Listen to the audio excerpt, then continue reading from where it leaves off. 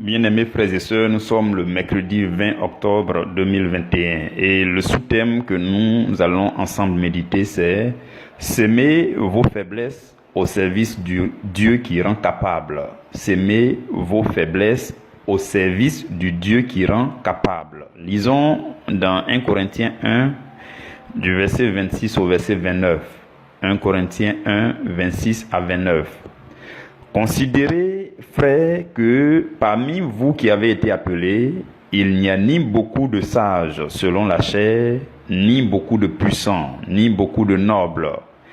Mais Dieu a choisi les choses folles du monde pour confondre les sages. Dieu a choisi les choses faibles du monde pour confondre les fortes. Et Dieu a choisi les choses viles du monde et celles qu'on méprise, celles qui ne sont point, pour réduire à néant celles qui sont, afin que nulle chair ne se glorifie devant Dieu. Parole du Seigneur, nous rendons grâce à Dieu.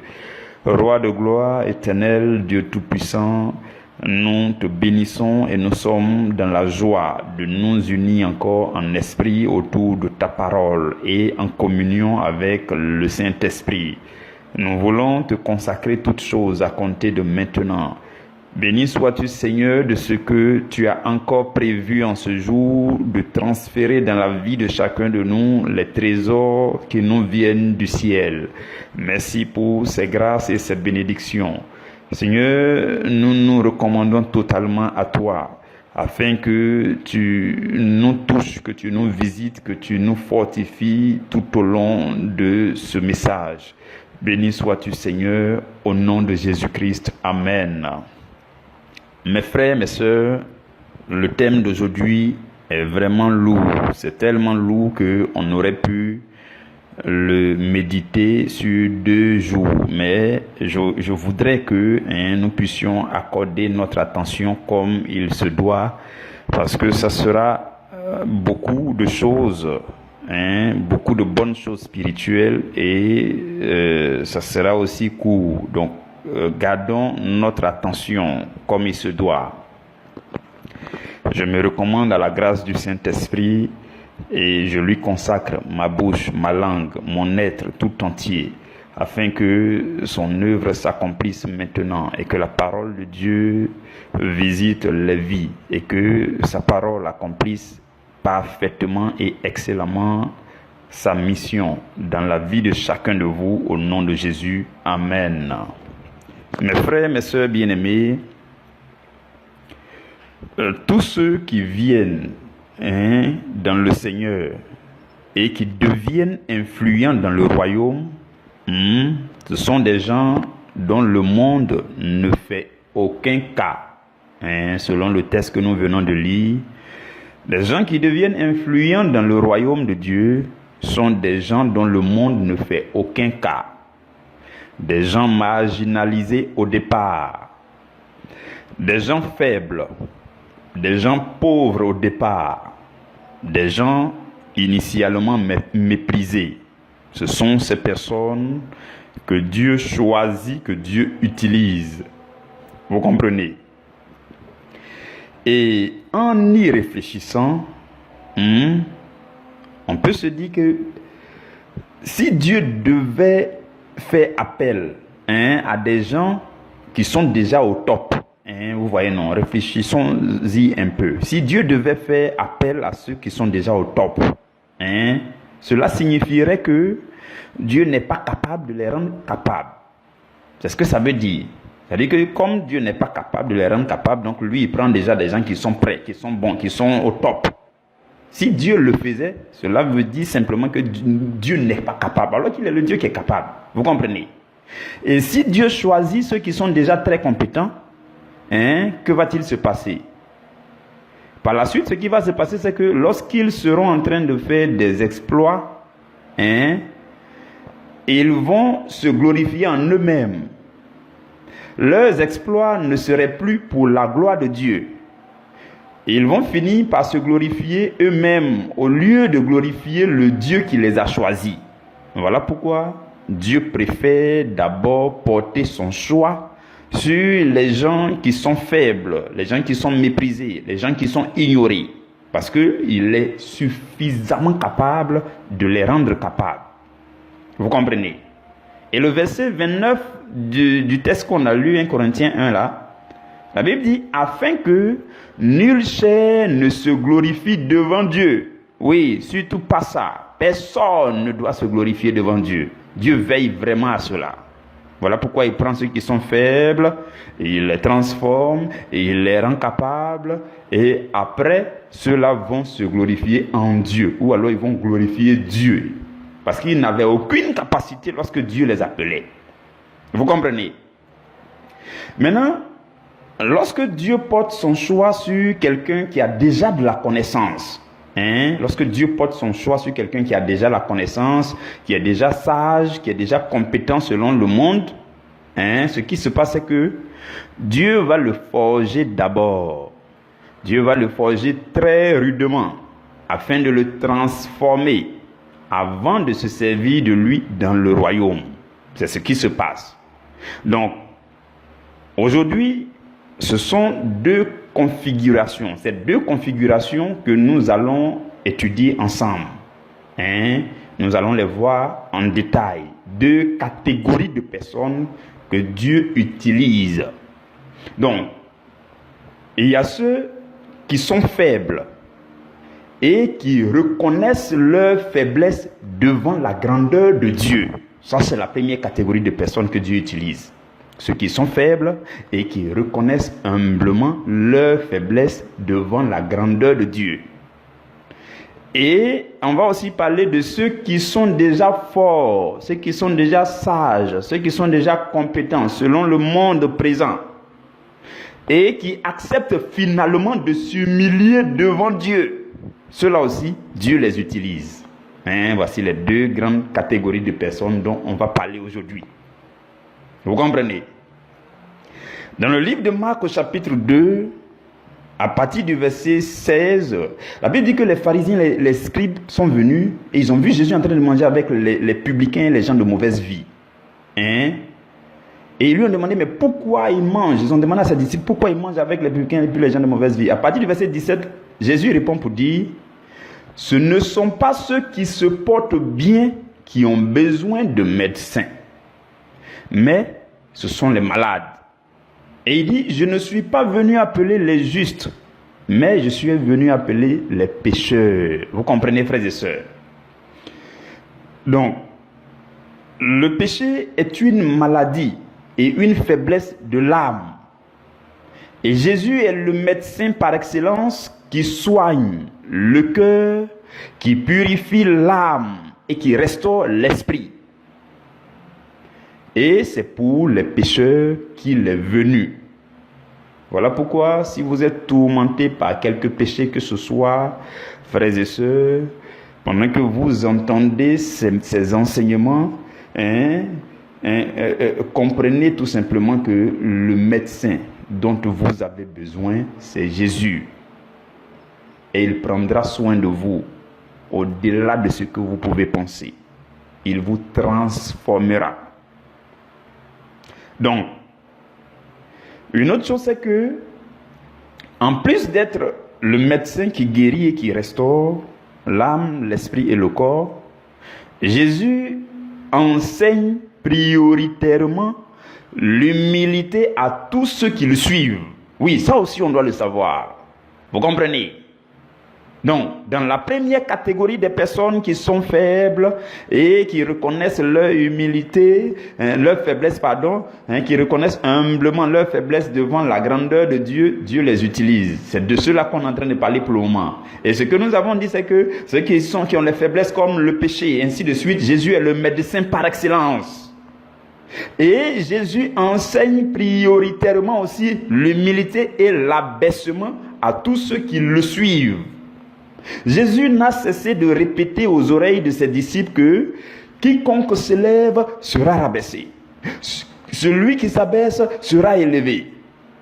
Celui qui veut être le plus grand parmi vous, qu'il soit le serviteur de tous. Que celui qui gouverne soit comme celui qui sert. Voici ces paroles que Jésus enseignait à ses disciples. Et cela va forger une mentalité d'abaissement et d'humilité en chaque disciple. C'était des gens sans instruction, des gens simples, des pécheurs. Mais Jésus va leur inculquer un esprit d'abaissement en vue de leur élévation. Et cela va être concrétisé à la Pentecôte avec la venue du Saint-Esprit. Pierre et Jean, qui n'étaient que des pécheurs sans instruction, ils vont être puissamment utilisés par le Saint-Esprit pour faire des signes et des prodiges. Et dans Acte 4, verset 13, la Bible dit, quand ils se sont présentés devant les anciens d'Israël, la Bible dit, ils ont vu l'assurance de Pierre et de Jean. Et ils étaient étonnés, sachant que c'étaient des hommes du peuple, sans instruction. Et ils ont reconnu qu'en fait, ils ont suivi Jésus. Vous comprenez, frères et sœurs? C'est ce que Dieu fait. Il prend des gens simples, des gens faibles, des gens dont on ne fait aucun cas. Il les prend et il les investit de son autorité, de sa puissance, et il les utilise. Vous comprenez? Mais il les fait passer par l'humilité, l'abaissement en vue d'être élevé. Vous comprenez? Dieu se glorifie, frères et sœurs, dans la faiblesse des faibles. Dieu se glorifie dans la faiblesse des faibles. Parce qu'il est le Dieu qui rend fort et puissant. J'ai entendu souvent des gens dire que ils ne peuvent pas convenablement faire l'œuvre du ministère parce qu'ils ne sont pas allés loin dans leurs études. Vous au moins, vous n'êtes pas allé loin dans vos études. Jésus là, lui-même, il n'a pas étudié. Il n'a pas étudié. Lisez dans Jean chapitre 7 au verset 15. La Bible dit que Jésus était en train d'enseigner et les Juifs s'étonnaient. Et ils disaient, mais comment connaît-il les Écritures, lui qui n'a point étudié? Vous comprenez? Donc si vous n'avez pas étudié, Dieu a besoin de cette faiblesse-là. Vous comprenez? Et une petite parenthèse, c'est que le danger pour ceux qui ont fait de longues études, c'est que s'ils ne sont pas bien affranchis par le Seigneur, ils risquent de se glorifier dans leur capacité intellectuelle, au lieu de glorifier le Seigneur. Alors que la Bible dit, afin que nulle chair ne se glorifie devant Dieu. Donc si vous n'êtes pas allé loin dans vos études, c'est déjà pas mal. Jésus lui-même n'a pas étudié. Donc il a besoin de vous et il est capable de vous conférer les connaissances dont vous avez besoin pour être utile dans le royaume. Vous comprenez? Et il y a certains qui disent, mais je ne sais pas parler en public. Je stresse en public lorsque je parle. Jérémie était tremblant lorsque Dieu lui confiait sa mission. Oui. Dans Jérémie 1, quand vous lisez à partir du verset 5, Dieu lui a dit, avant que je t'ai formé dans le ventre de ta mère, je te connaissais et je t'avais consacré. Je t'avais établi prophète des nations.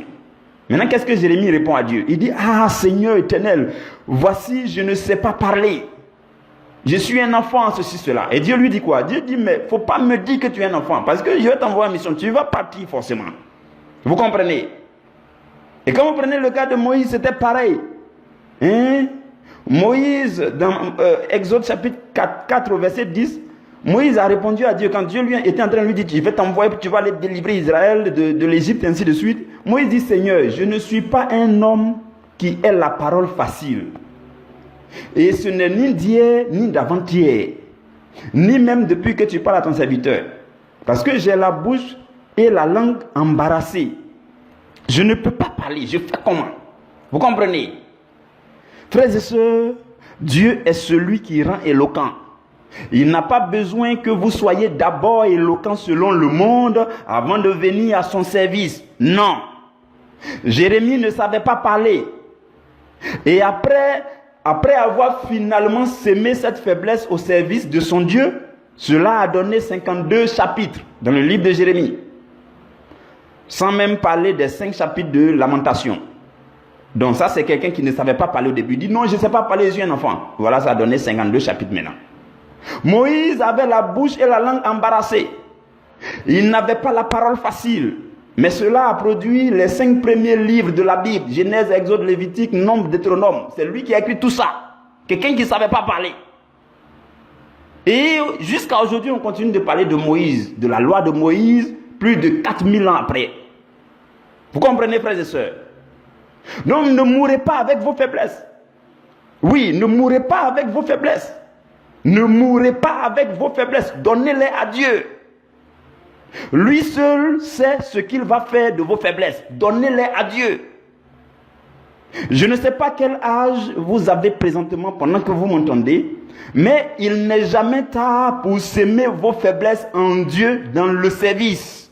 Moïse avait près de 80 ans quand Dieu l'appelait chez Madian. Donc il n'est pas tard pour que Dieu vous transforme. Abandonnez-vous seulement dans le service du royaume. S'aimez vos faiblesses là-bas. Dans le livre de Juges au chapitre 6, lorsque Dieu a envoyé son ange pour porter son choix sur Gédéon, afin de délivrer Israël, Gédéon va dire au verset 15, Gédéon dit, mais mon Seigneur, avec quoi délivrerai-je Israël? Voici ma famille est la plus pauvre en Manassé. Et je suis le plus petit dans la maison de mon père, ainsi de suite. Vous comprenez? Donc, peu importe la famille dont vous êtes issus, peu importe la petitesse que vous avez, semez cela en Dieu. Et cela va produire la grandeur qui vient de Dieu. Vous comprenez, frères et sœurs? Maintenant, la deuxième catégorie de personnes que Dieu utilise sont des gens qui sont déjà au top en termes de connaissances, en termes de compétences, en termes de sagesse selon le monde. Ça, c'est la deuxième catégorie de personnes que Dieu utilise. Dieu les utilise aussi, mais après un cheminement. Oui. Parce qu'il va falloir qu'ils passent par l'humilité ou encore par l'humiliation. Quoi qu'il en soit, sachons que Dieu nous veut tous humbles. Dieu ne veut personne de orgueilleux. Non. La Bible dit Dieu résiste aux orgueilleux. Dieu fera tout pour que vous deveniez humbles. Si vous refusez de devenir humble, il va utiliser le moyen qu'on appelle le moyen de l'humiliation. Oui, c'est ce qui arrive. Quand Dieu vous veut, et puis Dieu insiste, il insiste, et puis vous refusez de venir là. Si vous refusez de vous humilier vous-même devant lui, lui, il va envoyer vers vous des agents d'humiliation. Parce que quoi qu'il en soit, le résultat final, c'est l'humilité. Ceux qui sont humiliés là, quand tu es sévèrement humilié, tu finis par être humble. Donc si tu refuses d'être humble seul, de t'humilier toi-même devant la face de Dieu simplement sans avoir trop à subir de honte, Dieu enverra des agents d'humiliation. Et quoi qu'il en soit, il te veut humble. Dieu nous veut tous humbles. Vous comprenez, frères et sœurs? Dans le livre de Jean, au chapitre 9, au verset 39, Jésus dit que lui, Jésus, il est venu dans le monde pour un jugement. Il dit, pour que ceux qui ne voient point, qu'ils voient. Et pour que ceux qui voient deviennent aveugles. Vous comprenez? C'est fort, Cela veut dire quoi? Ceux qui estiment qu'ils voient, parce qu'ils sont sages selon le monde, il faut qu'ils deviennent aveugles face aux choses du monde avant de voir les choses de Dieu. Vous avez compris? Dieu ne se révèle pas à ceux qui pensent qu'ils sont déjà grands. Non. Dieu ne se révèle qu'aux petits et aux humbles.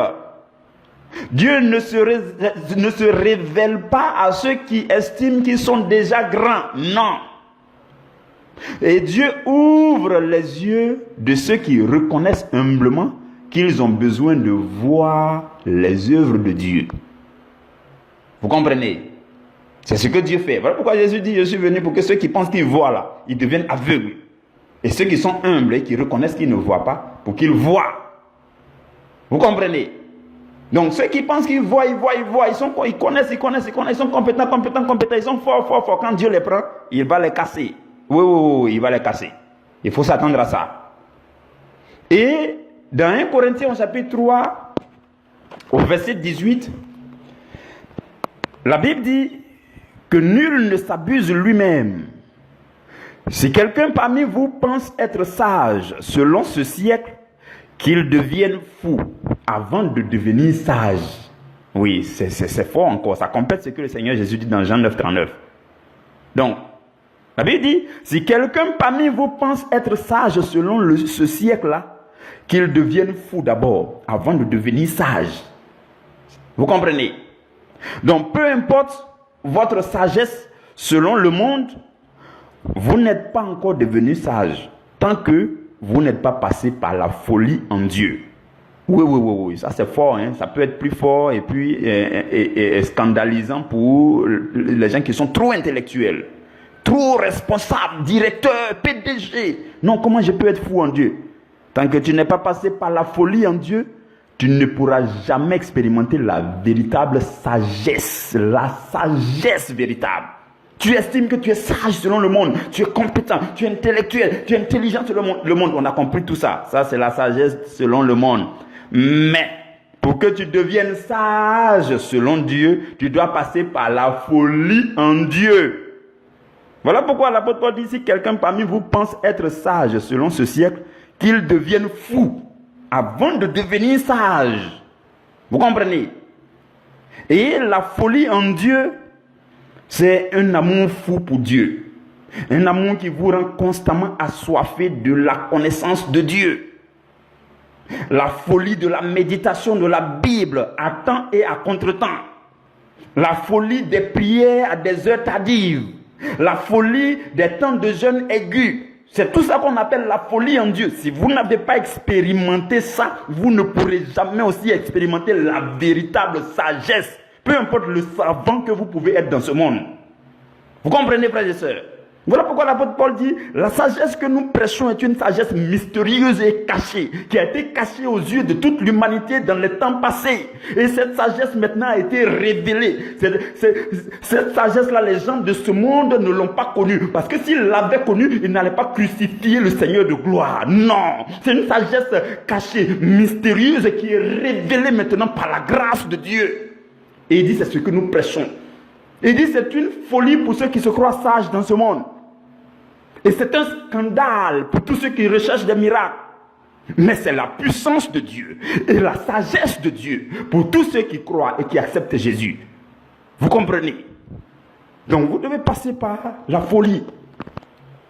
Vous comprenez, frères et sœurs? C'est ça, c'est ce que nous sommes en train de dire. Donc si présentement vous êtes sage et intellectuel selon ce siècle, il vous faut passer par la folie en Dieu avant de devenir véritablement sage. Voilà pourquoi la Bible dit dans 1 Corinthiens 1 au verset 25, la folie de Dieu est plus sage que les hommes. Je ne sais pas si vous avez déjà vu ce verset 1 Corinthiens 1, 25. Car la folie de Dieu est plus sage que les hommes. Ça veut dire que tous ceux qui sont fous en Dieu, qui manifestent la folie en Dieu, la folie de Dieu, ils sont plus sages que le plus sage des hommes. Vous comprenez, frères et sœurs? Et l'apôtre Paul, qui est d'ailleurs l'apôtre le plus influent de l'histoire du Nouveau Testament, c'est quelqu'un qui était d'abord un homme très sage selon les hommes. Il était docteur de la loi, il était pharisien, il était très intellectuel. Et bien plus tard, après sa conversion spectaculaire sur le chemin de Damas, il va parler de lui-même. Dans Philippiens chapitre 3 au verset 4, il va dire, j'aurais sujet de mettre ma confiance en la chair. Si quelqu'un autre croit pouvoir se confier en la chair, je le puis davantage. Au verset 5, il dit, moi, circoncis le 8e jour, de la race d'Israël, de la tribu de Benjamin, c'est-à-dire, il avait toutes les qualités pour être fier de lui-même. Vous comprenez? Il dit, hébreu, né de hébreu. Quant à la loi, j'étais pharisien. Quant aux zèles, j'étais persécuteur de l'église. Irréprochable à l'égard de la justice de la loi. Et au verset 7, il dit, mais ces choses qui étaient pour moi des gains, je les ai regardées comme une perte à cause de Christ. Et même je regarde toutes choses comme une perte à cause de l'excellence de la connaissance de Jésus-Christ, mon Seigneur, pour lequel j'ai renoncé à tout et je les regarde comme de la boue afin de gagner Christ. Vous comprenez? Au temps de Paul, les gens de sa génération, de son âge, il n'y avait pas plus intellectuel que lui. Donc pendant que tu m'entends, si tu es le plus intellectuel de ton temps, laisse-moi te dire, l'apôtre Paul est devenu fou avant de devenir véritablement sage. Et il a écrit la plus grande partie du Nouveau Testament. Et aujourd'hui, il est lu. La sagesse divine que nous acquérons aujourd'hui provient des écrits de Paul. Mais il était sage selon les hommes. Il était intellectuel, il était directeur, il était responsable, il avait un bureau certainement comme toi. Mais il a accepté de faire la folie en Dieu. Dieu l'a terrassé. Jésus va la terrasser de son cheval sur le chemin de Damas. Il va tomber, il va être aveuglé pendant 3 jours, sans manger, sans boire, ni le jour ni la nuit. Et il va être aveuglé. Après, Ananias va lui imposer les mains et il va recouvrir la vue. Et il va être baptisé du Saint-Esprit. Il va être baptisé d'eau. Et il va commencer à faire la folie en Dieu. Il n'est plus reparti dans l'affaire de pharisien. Non. Il va continuer dans la folie en Dieu. Et Dieu va lui conférer, lui communiquer la sagesse divine jamais révélée à quiconque. C'est ça la sagesse. Mais il faut passer par la folie. Vous comprenez, frères et sœurs? C'est ça la véritable sagesse. C'est ça la véritable sagesse. Donc, si quelqu'un pense être sage selon les hommes, il doit devenir fou. Il doit devenir fou. Lorsque vous êtes déjà sage et intellectuel, frères et sœurs, Dieu peut vous utiliser. Lorsque vous êtes déjà compétent et capable selon le siècle présent, Dieu peut vous utiliser, il n'y a pas de souci. Mais il va falloir passer par un cheminement d'humiliation, d'humilité, de folie, jusqu'à l'humilité. Parce que la Bible dit, afin que nulle chair ne se glorifie devant Dieu. Dieu utilise les moyens d'humiliation jusqu'à votre humilité. Il utilise tous les moyens. Maintenant, si vous êtes moins résistant, alors ça ira facilement pour que vous deveniez humble. Et alors Dieu va vous utiliser aussi. Vous comprenez? Avant de terminer, frères et sœurs, permettez-moi de récapituler tout ce que nous venons de dire là en quelques points, pour que ça soit pour vous beaucoup plus intéressant, plus pratique, plus concret. Voilà. Donc, ce que je voudrais vous dire, frères et sœurs, c'est que si vous faites partie des gens sans instruction, Dieu vous veut à son service, tel que vous êtes, afin de vous transformer et de vous utiliser comme il l'a fait pour les disciples Pierre, Jacques, Jean et tous les autres. Si vous n'êtes pas allé loin dans vos études, ce n'est pas grave. C'est de vous que Dieu a besoin dans le service du ministère. Jésus n'a pas étudié, mais il détient toute la connaissance de l'univers. Et il vous rendra spirituellement intellectuel afin de vous utiliser pour l'avancement de son royaume. Si vous ne savez pas parler et que vous tremblez en parlant en public, ce n'est pas grave, c'est exactement de vous que Dieu a besoin dans le service du royaume.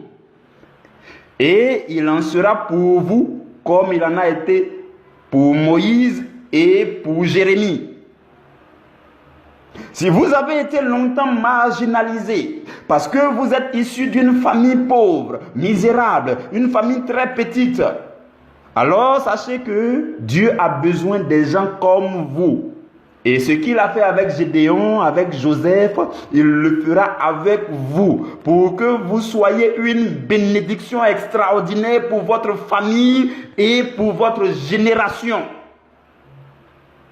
Et si vous êtes déjà fort, sage, capable, compétent selon le monde actuel, Dieu peut aussi vous utiliser, mais il vous brisera jusqu'à l'humilité. Vous comprenez? Et pour terminer, sachez que, frères et sœurs, ce qui compte présentement, c'est votre amour pour Dieu et votre désir d'être transformé par Dieu. Peu importe les faiblesses que vous avez, donnez-vous tout entier à Dieu. Sémez vos faiblesses en Dieu et Dieu sèmera ses capacités en vous.